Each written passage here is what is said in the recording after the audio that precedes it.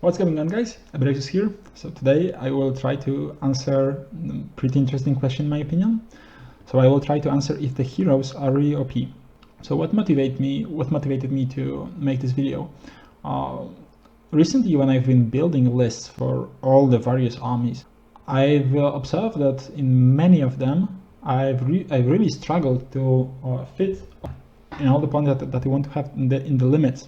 So I've decided to pay more attention to that and notice in which armies this is a problem.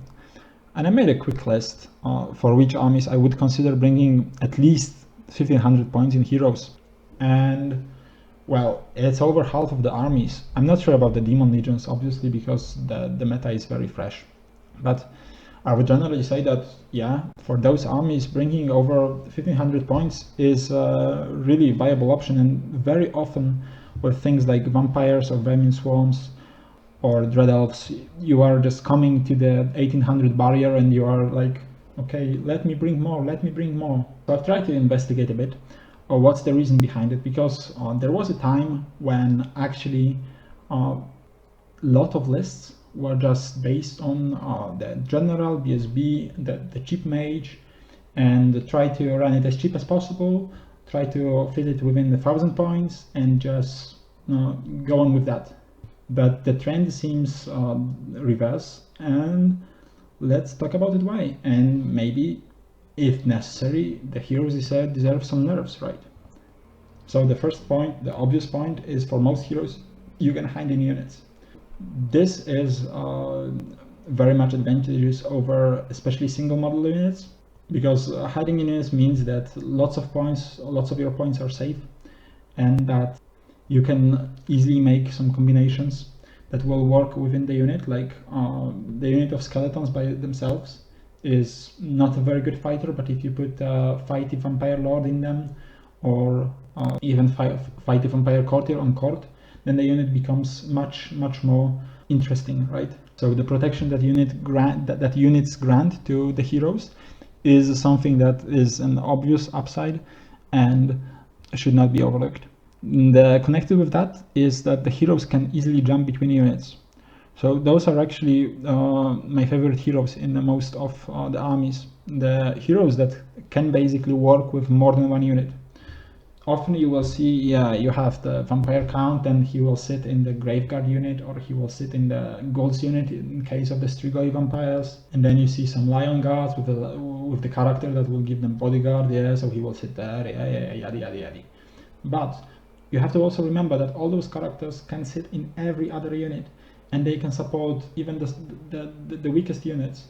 So if you, for example, have the Lion's Guard in the list and the Spearman in the list, and if you put your hero inside the Lion Guard unit, yeah, then the unit is even stronger, but the marginal utility you gain is not as big.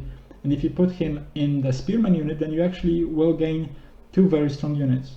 So jumping between units also helps with the positioning on the board, with supporting one of the flanks.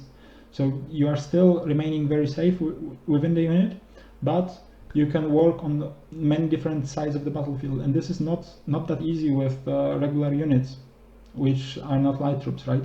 So I think this is one of the reasons why things like Omen of Savari are very popular, especially Omen with March 18. He can just jump even to the unit of imps, and then all of a sudden you cannot charge a unit of imps because the Omen is there and he will just kill you. So this is really, and this is the type of heroes I really enjoy. So the things like assassins in Dread Elves, when you can jump into Spearmen even, or into Ravenclaws, or any unit you want, and then the unit becomes much stronger and basically unchargeable. This is the main advantage for me for most heroes. The next thing is the magic. Obviously, you have the things like the Wizard Council and things like that, but practically you cannot build your magic phase without the heroes. And with the current magic rules, with the current demons that also help with the magic of any other army, then I would say that bringing a strong magic is a choice for most of the players, and heroes are the way to achieve that. And to bring the Wizard Master, you need at least 500 points, If you want him on the dragon, it's like 1000. If you want something like Exalted Herald, it's 900.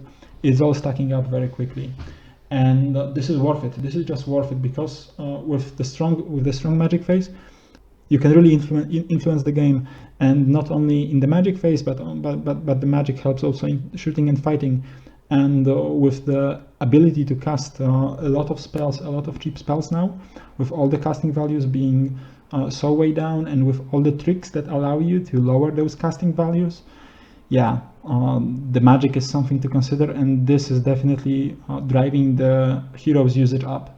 Okay, so now let's move to the heroes that cannot be in the units.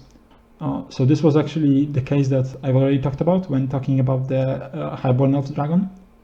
We talked about it with Jurek before the ETC, and this was basically the choice between the 24 Lion Guards or the Prince and the Dragon, and the ability for Dragon to maneuver, to have the very small frontage, to fit in very narrow gaps, then charge the corners of the unit, add the punch to the combat with a very small frontage.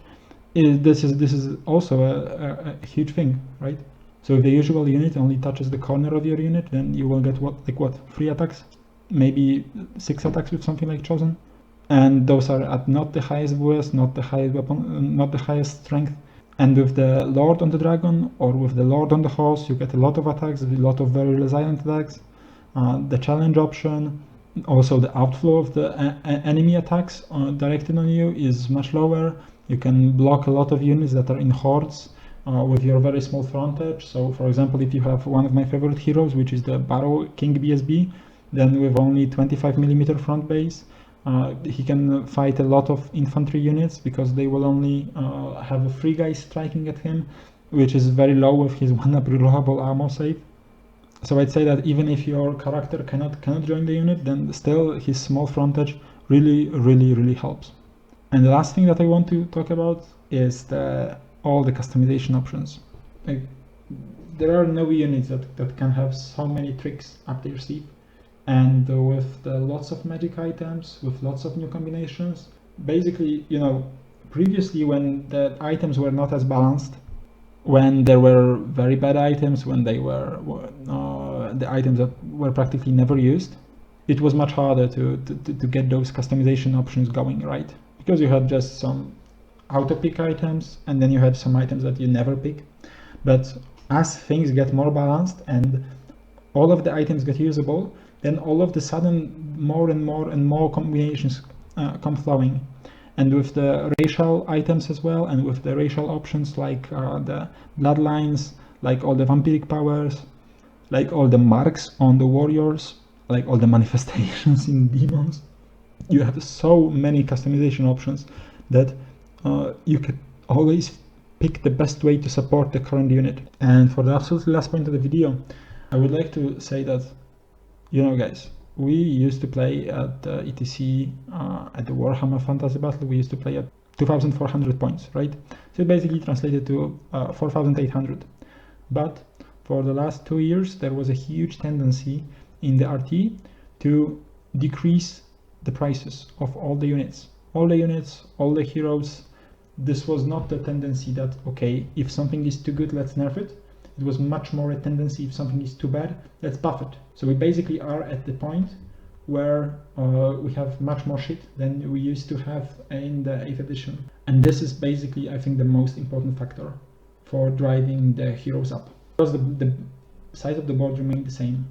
And with the size of the board remaining the same, and more units being stacked, more and more units working on the battlefield, you need to put the investment in the quality of the units. You need to put investment in the smaller frontages. You need to put the things in place, because sometimes if you want to build an army with only units and just the minimalistic heroes, you are just taking your whole deployment zone. This is ridiculous. There is no tactics in this. There is no place to think. And if you are not making yourself place to think, then you are not going to win. Because if you are not having a place to think, then you are no better than your opponent, even if he makes mistakes. And this is basically what drives heroes up. Because all those stuff I've talked about, yeah, those are definitely advantages in the case like if you compare the heroes to units, yeah.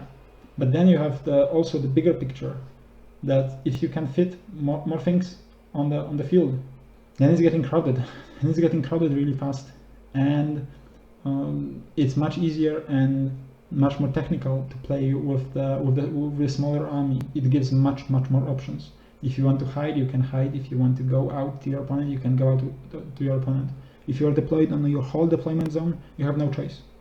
Hope you guys enjoyed this video, and if you disagree with me, I would gladly discuss it in the comment section. See you in the next one. Cheers!